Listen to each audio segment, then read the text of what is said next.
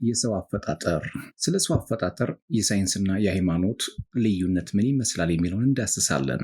በሳይንስ ስለ ሰው አፈጣጠር የምናገኘው እውቀት የሃይማኖት ትምህርቶች እንደሚሉት አዳምና ሔዋን እንደተፈጠሩት አንድ ጊዜ በእግዚአብሔር የተፈጠረ ሳይሆን ከቢሊዮን ዓመታት በፊት ጀምሮ ከተገኙ ጥቃቅን ሕዋሳት እድገት በአዝጋሚ ለውጥ የተገኘ ነው። ሃይማኖት በተለይ መጽሐፍ ቅዱስ እንደሚለው ሁሉም የሰው ዘር አካላዊ፣ አእምሯዊና የነፍሱ ተፈጥሮ ልዩነት ወይንም ለውጥ ሳይኖረው ከአዳም ጋር ተመሳሳይ ሆኖ ተፈጥሯል። የሰውን ወገኖች ሁሉ ከአንድ ፈጠረ።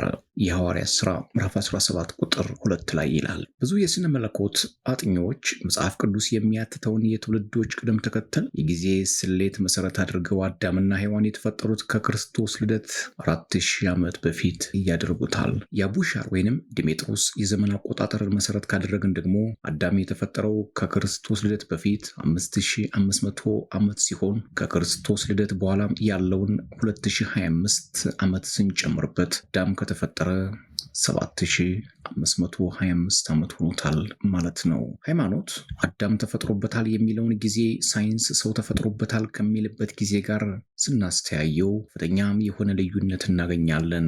በሳይንስ ጥንታዊ ሰው ተፈጠረ የሚባልበትን ቀመር ለጊዜው ብንተወውና ያሁኑ ወይንም ዘመናዊ ሰው ኦር ሆሞ ሳፒየንስ ሰፒየንስ የተፈጠረው ወይንም ህልውናውን ያገኘው 100,000 ዓመት በፊት ጀምሮ እንደሆነ ይታመናል። ዘመናዊ ሰው የተለያዩ የዕደ ጥበብ ስራዎችን ማከናወን የጀመረው ከዛሬ 30,000 ዓመት በፊት ጀምሮ ነው። ከ10,000 ዓመት ጀምሮ ደግሞ የእርሻ ሰብሎችን እያበቀለ ቋሚ የግብርና ኑሮ የጀመረበት ጊዜ ነው። ከ7,000 ዓመት ጀምሮ የከተማ ህይወትና መሰረታዊ የስልጣኔ እርምጃዎችን የጀመረበት ጊዜ እንደሆነም ይነገርለታል።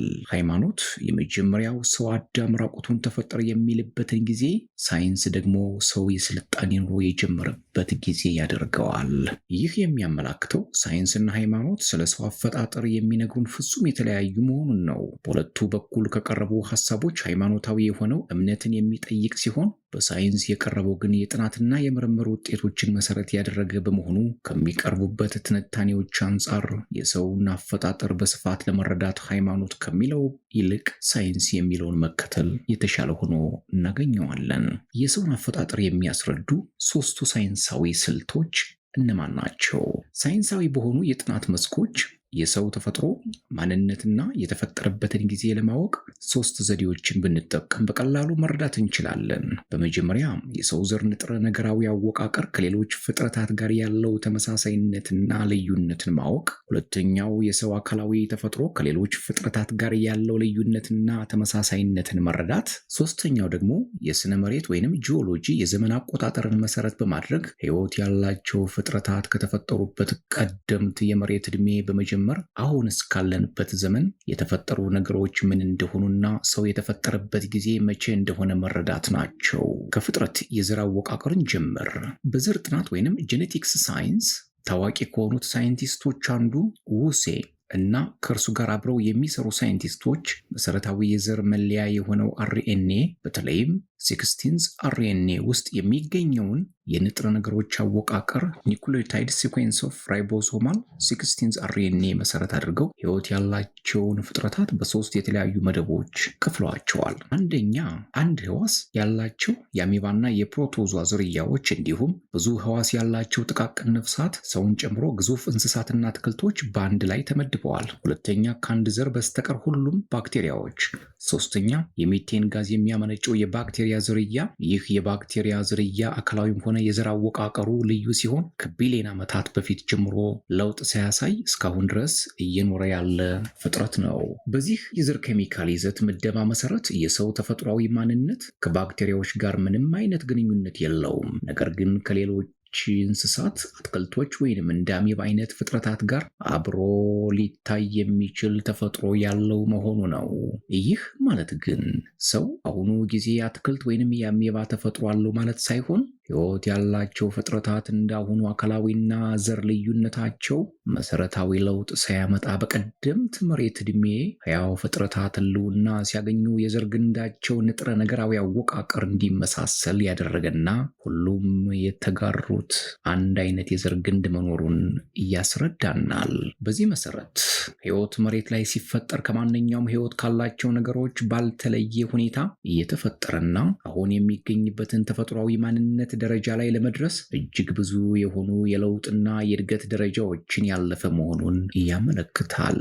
በሁለተኛው የጥናት ስልት ደግሞ ሰው ከሌሎች ፍጥረታት ጋር የሚያመሳስለው የወል ተፈጥሯዊ ማንነቱ እንዲሁም ከሌሎች ፍጥረታት በተለየ ልዩ የሚያደርገው የራሱ ብቻ የሆነው ተፈጥሯዊ ማንነቱን እንረዳበታለን። ይህን ዘዴ ሳይንቲስቶች ከ18ኛው ምዕት ዓመት አጋማሽ ጀምሮ ስዊድናዊው የስነ እጽዋት ወይንም ቦታኒ ተመራማሪ ካርሎስ ሊናዎስ የተጀመረው ሕይወት ያላቸውን ነገሮች ከፋፍለው የሚያጥኑበት የዝርይ ምደባ ታክሶኖሚን ይጠቀማሉ።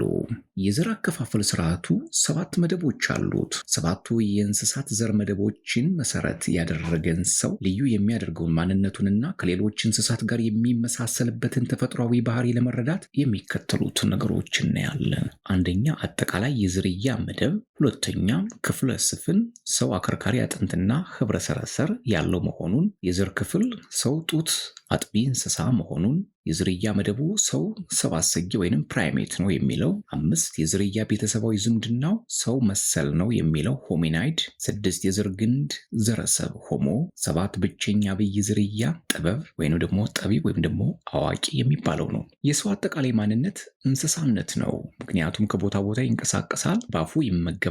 በዚህም ከአትክልቶች አንድ ህዋስ ካላቸው ፍጥረታት ባክቴሪያዎችና ፕሮቶዞዋዎች በስተቀር ከሁሉም ህያው ፍጥረታት ጋር ተመሳሳይነት አለው። ሁለተኛው በዚህ መደብ ሰው ከጡት አጥቢዎች፣ ተሳቢዎች፣ ወፎች በውሃና በምድር ላይ እያፈራረቁ ከሚኖሩና ከአሳዎች ጋር ተመሳሳይ ተፈጥሮ አለው። 3 ደመ ሞቃትና ህፃናትን ከነሙሉ አካላቸው በመውለድ እያጠባ ስለሚያሳድግ ከሁሉም ጡት አጥቢ እንስሳ ጋር ተመሳሳይነት አለው የሰው ልጅ። 4 ጨብጦ የሚይዝ እጅ፣ ተጣጣፊ የአጥንት መገጣጠሚያና ከፍተኛ የማየት ችሎታ ካላቸው ሰብአሰጌዎች ማለትም ከታርሲሮች፣ ከሌሙሮች፣ ጅራት ካላቸው ዝንጀሮዎችና ጦጣዎችና ጅራት አልባ ከሆኑ ቺምፓንዚዎች ጋር ተመሳሳይ ተፈጥሮ መኖሩ። ቀጣዩ ደግሞ ጅራት አልባ ከሆኑ ጠፍጣፋና የሚፈጭ ጥርስ ካላቸው ዝርያዎች ከጠፉም ሆነ በሕይወት ከሚገኙ ቺምፓንዚዎች፣ ኦራንጉታኖችና ጉሬላዎች እንዲሁም በሁለት እግራቸው ለመጓዝ የመጀመሪያ ከሆኑ ከነ አርዲ፣ ሉሲና የነርሱ ተከታይ ዝርያዎች ጋር ሰው ተመሳሳይ ተፈጥሮ አለው። ሲቀጥልም ሰው በሁለት እግራቸው ቀጥ ብለው ከሚቆሙና ከሚራመዱ፣ እጃቸው ከሚወዛወዝና ከፍተኛ የጭንቅላት መጠን ካላቸው ነገር ግን ዝርያቸው ከጠፉ ከነ ሃቢለስ፣ ሬክተስ፣ አዳልቱና ኒያንደርታልስ ጋር ተመሳሳይነት መኖሩ ነው። የመጨረሻው ይህ ዝርያ መደብ ሰው ከሌሎች ፍጥረታት ጋር የማይጋራውና የራሱ ብቻ የሆነ የተፈጥሮና ማህበራዊ ህይወቱ መገለጫ መደብ ነው። ቀጥ ብሎ ለመጓዝ የሚያስችል የአጽም ቅርጽ አለው። ሰው ጨብጦ የሚይዝ መዳፎቹ በተቃራኒ አቅጣጫ የሚገጣጠሙለት እጆች አሉት። ሰው ትናንሽና ጠፍጣፋ ጥርስ አለው። የክራንቻ ጥርሱም እጅግ አነስተኛ ነው። ሰው ፊቱ ላይ ከፍ ብሎ የወጣ አፍንጫ አለው። ገላው ፀጉር አልባና ከፍተኛ የሆነ ላብ የሚያመነጭ እጢዎችም አሉት። ህጻናቱ ሲወለዱ ደካሞች ስለሆኑ ጠንክረው እንዲያድጉ ረዥም ጊዜ ተንከባክቦ ያሳድጋል። በስሜታዊነት ብቻ ሳይሆን ነገሮችን በምክንያታዊነት ይረዳቸዋል። ፍላጎቶቹን ለማሟላትና ደህንነቱን ለመጠበቅ መሳሪያዎችን በመስራት ይጠቀማል። በግልጽ ሊያግባባው የሚችል ቋንቋን በመጠቀም ሀሳብ፣ መረጃ ይለዋወጣል። ውስብስብ ነገሮችን ለመረዳት የሚያስችለውን እና አዳዲስ ነገሮችን መፍጠር የሚያስችለውን ከፍተኛ መጠን ያለውን ጭንቅላቱን ይጠቀም። እነዚህ 10 መሰረታዊ የሰው ተፈጥሮ መገለጫዎችን ጨምቀን ስናያቸው 3 መሰረታዊ የሰው ማንነት መገለጫዎችን እናገኛለን።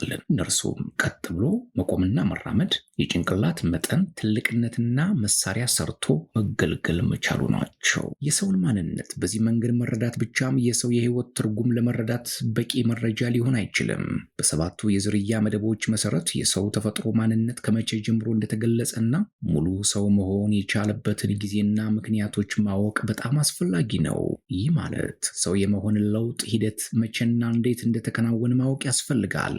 ሰው ሰው እንስሳ ነው ስንል እንስሳት መቼና እንዴት እንደተፈጠሩ ልንረዳ ይገባል። ሰው የራሱ ብቻ በሆነው የጠቢብነት ተፈጥሮውን መቼና እንዴት እንዳገኘው መታወቅም አለበት። እነዚህን ጉዳዮች ጠቅለል ባለመልኩ ሊያስረዳን የሚችለው የጂኦሎጂካል የዘመን አቆጣጠር መሬት ላይ የተፈጠሩ ሕይወት ያላቸው ነገሮች መቼ እንደተፈጠሩ፣ ዘመናት ባለፉ ቁጥር አንዳንድ ዝርያዎች መቼ እንደጠፉ፣ አዳዲስ ዝርያዎች ከቀድሞዎቹ በሂደት መቼ እንደተገኙ የሚያስረዳን የጊዜ ሰሌዳ ነው። ስለ ሰዎች አንዱ የተፈጥሮ መለያችን ጡት አጥቢነት ነው። ጡት አጥቢነት ተፈጥሮ ከሲኖዞይክ ዘመን ቀደም ብሎ ከ85 ሚሊዮን ዓመት በፊት ማለት ነው ጥንታዊ በሆኑ ትናንሽ ሰባስኪዎች መታየት የጀመረ እንደሆነ ምሁራን ሳይንቲስቶች ይናገራሉ። ሳይንስ እንግዲህ የራሱን መላምት እንዲህ ያስቀምጣል። ሌላው የጠፋው ዘር ወይም ደግሞ ሚሲንግ ሊንክ የሚባለው ጉዳይ ነው። አዝጋሚ ለውጥን የሚያጠኑ ተመራማሪዎች ወይም ኤቮሉሽኒስት እንደሚሉት ከሆነ በአካል የሚመሳሰሉ ሕያው ፍጥረታት ሁሉ የጋራ መገኛ ወይም ደግሞ ኮመን አንሴስተር አላቸው። በአካላቸው ቅርጽ፣ በአመጋገብ፣ በአኗኗር፣ በሚራቡበት መንገድ ወዘተ የሚመሳሰሉ ከሆኑ ፍጥረታቱ የጋራ መገኛ ይኖራቸዋል ተብሎ ይታመናል። በመሆኑም መመሳሰልና የጋራ መገኛ የማይነጣጠሉ ነገሮች ናቸው። የጋራ መገኛ የሚባለው ፍጥረት ረዥም ዕድሜ ያለው ወይንም የሩቅ ዘመን ፍጥረት ሊሆን ይችላል፣ ወይንም ደግሞ በቅርብ ጊዜ ውስጥ የኖረ ሊሆን ይችላል።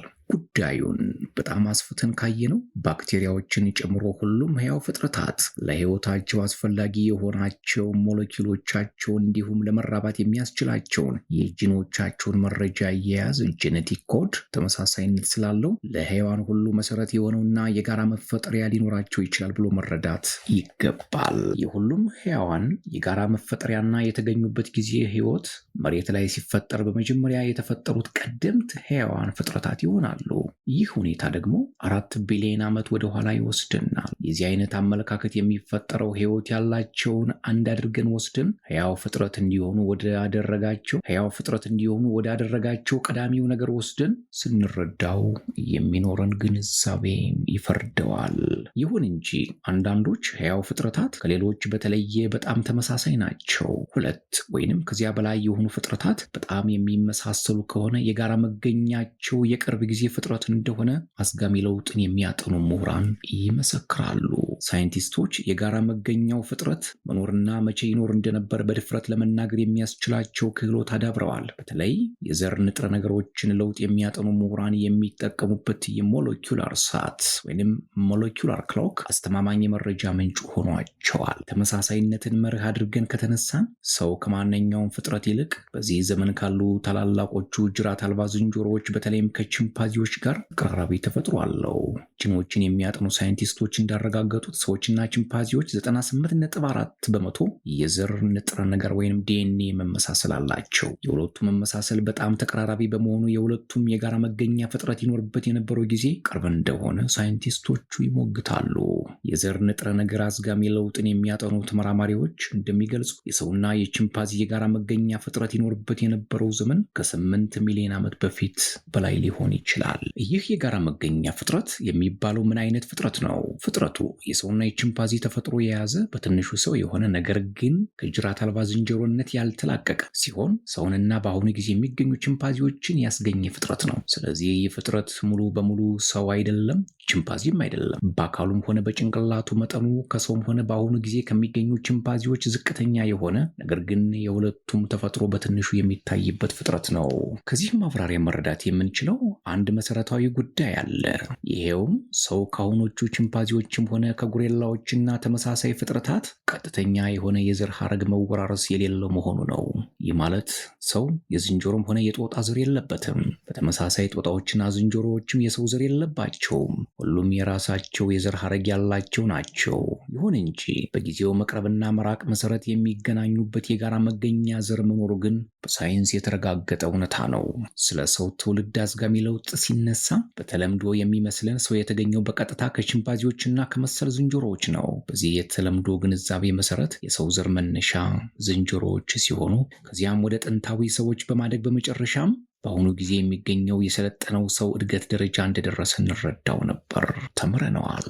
ሰብስክራይብ፣ ላይክ፣ ሼር፣ ኮሜንት እያደረጋችሁ ቤተሰብ ሁኑ።